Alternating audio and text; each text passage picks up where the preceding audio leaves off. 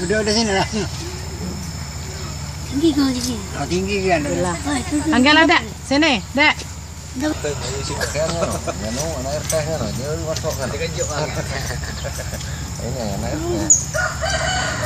jadi apa belakang-belakang nih hidung-hidung mancungnya? Ya. Nak jadi tentara? Jadi polisi? Nak jadi dokter? Nak jadi apa?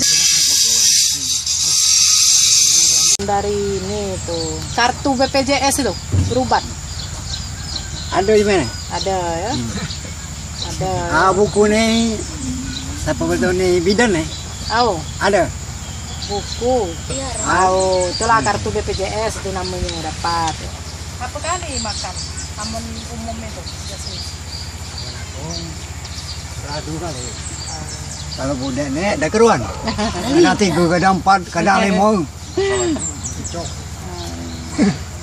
Yang terkini, jadi kami bertindak langsung ke lapangan bersama unsur pemerintah desa, juga Pak Madam Lamin beserta dinas sosial.